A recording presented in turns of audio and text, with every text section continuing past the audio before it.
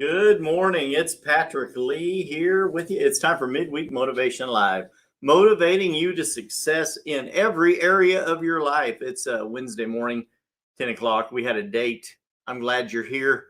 I'm glad to be here. It's a wonderful morning. It's a little overcast here in Amarillo, Texas. We are experiencing one of our first cold snaps of the year for this fall. Very cold outside, I think in the 30s, and going to warm up this weekend. So in honor of my topic today, I have a nice big catamaran sailing ship sailing through a Caribbean Ocean, and that's going to be a little bit about what we talk about today. Good to see everyone tuning in already.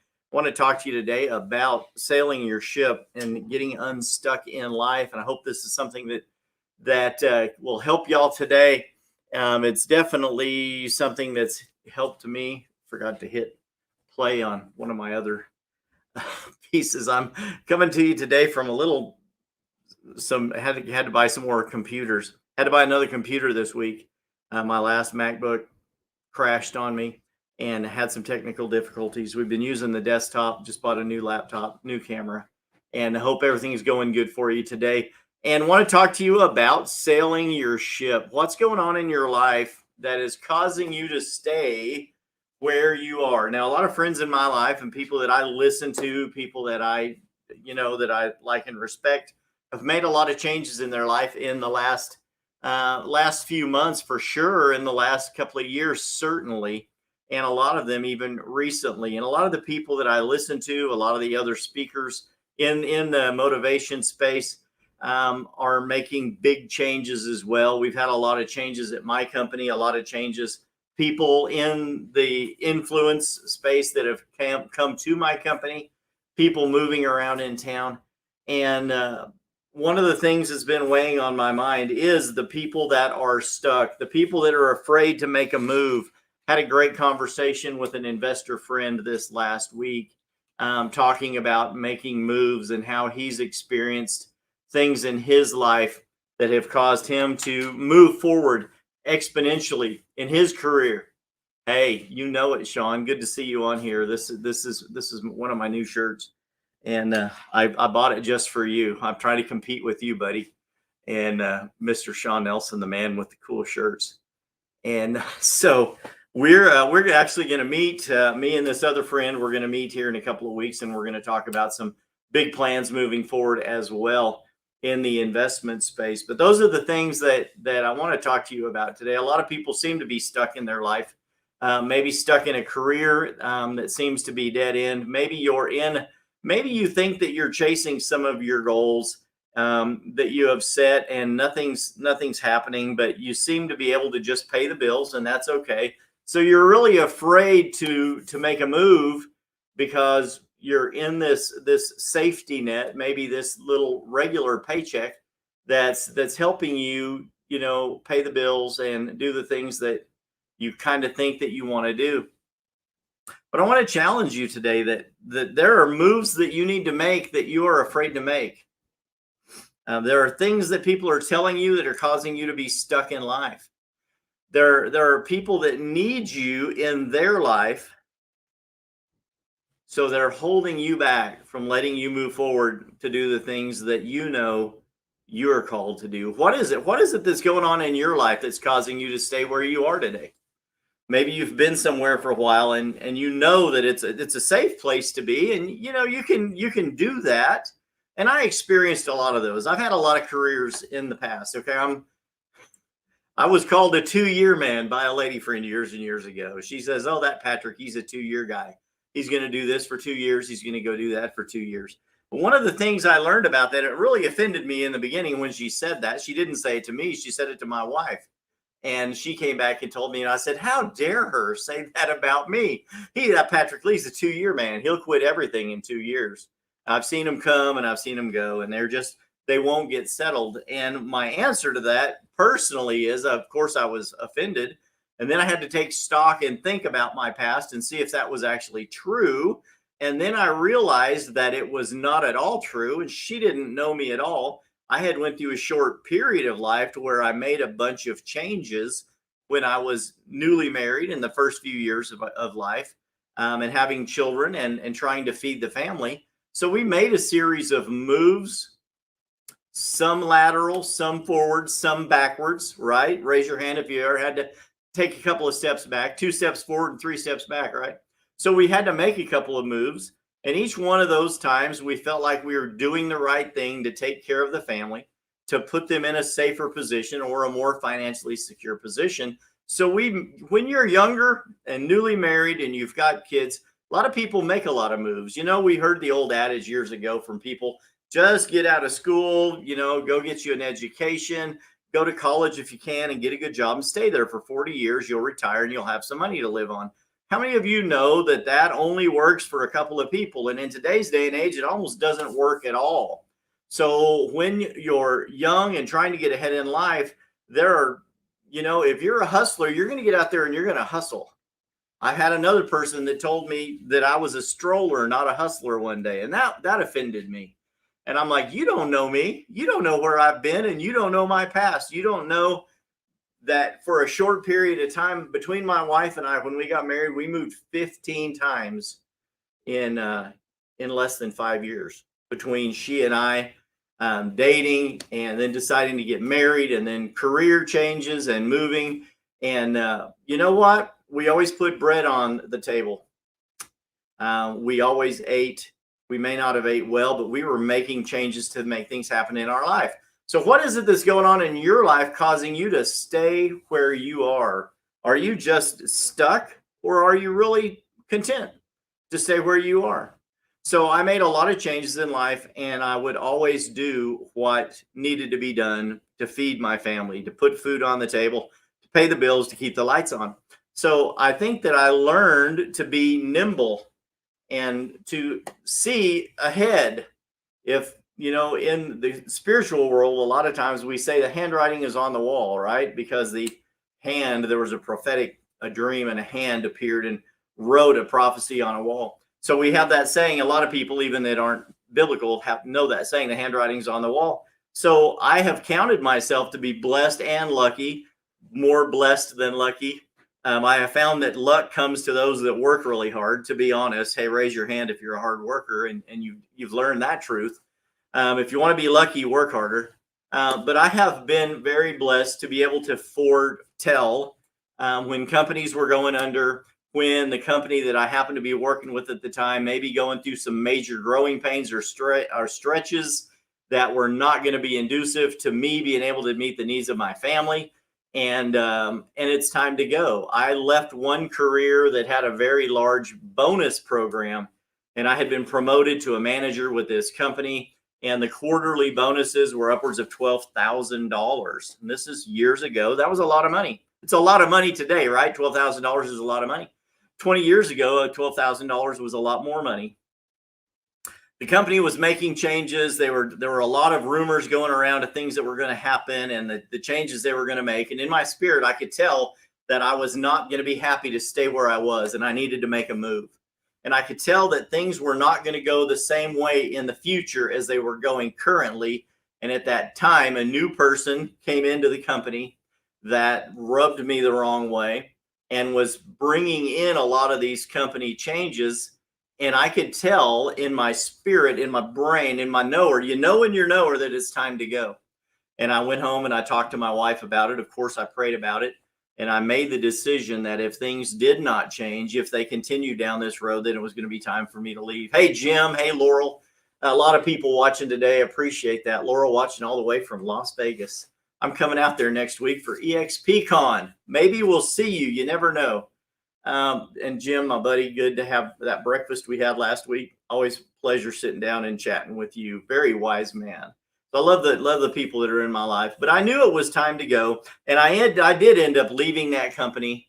And the very next quarter after I left, the quarterly bonus, one of my assistants was promoted into my position to fill my shoes when I left, and the quarterly bonus that came in was $800.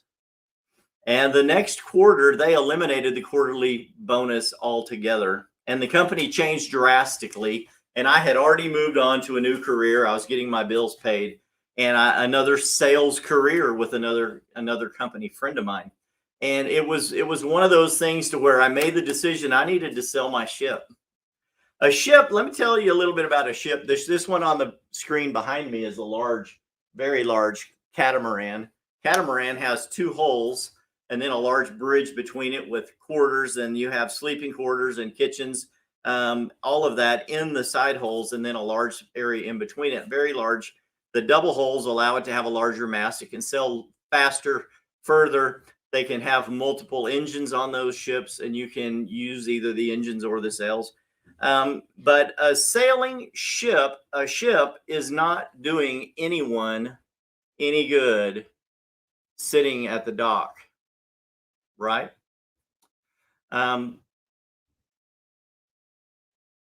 Some of you are sitting at the docks. Your boat, your ship, your sailing vessel is nothing more than a very expensive apartment. It's an investment, right? But it's not bringing you in any money. It's actually an expenditure, right? It's a liability. If you have a boat and it's sitting down at the dock, you may be able to live on it, right? You could live on that boat, and you might get a little bit of enjoyment and tell all of your friends, hey, I'm living the boat life now, right? Hey, I'm living on the boat. I got a houseboat. It's a sailing boat, whatever it is. And my boat's down at the docks. You can go take your friends down to the boat. They can see your boat, step on your boat, party on your boat, right? I have a lot of friends with party boats. I used to think that I wanted a party boat, but I don't party. So why do I want a party boat if I don't party? I party, but not the way you guys think I party. So having this big boat down at the docks, you spend money for a slip rent, right? You got to pay to park your boat at the docks. You got to pay dock fees. You have to pay taxes on the boat.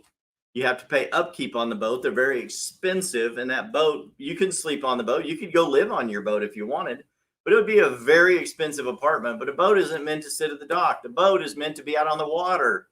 The boats bring you the most enjoyment when they are doing what they're created to do. And that boat is to get out on the water, to move, to sail, to motor through the water, and to take you places. If you're sitting at the dock, you're not going anywhere.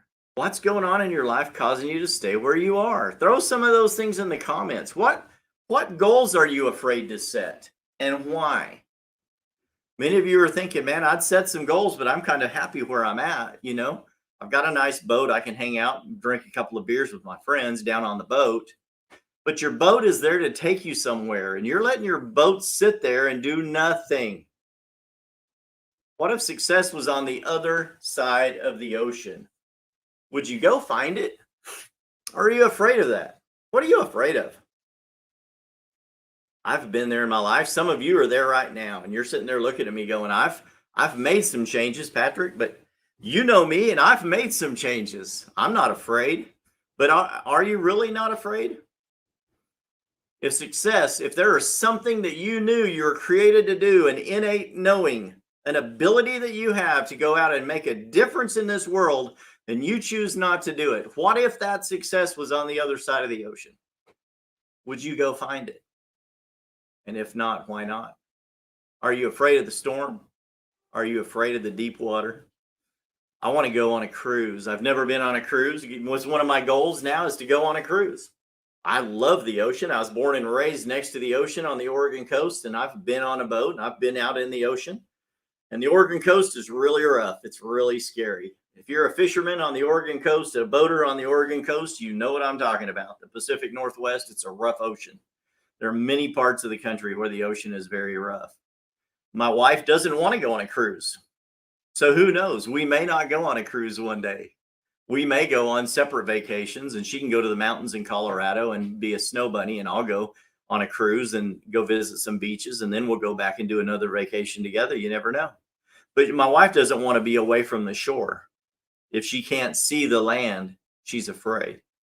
And that's okay. Maybe that's where you are today. I love my wife. It doesn't change my love for her.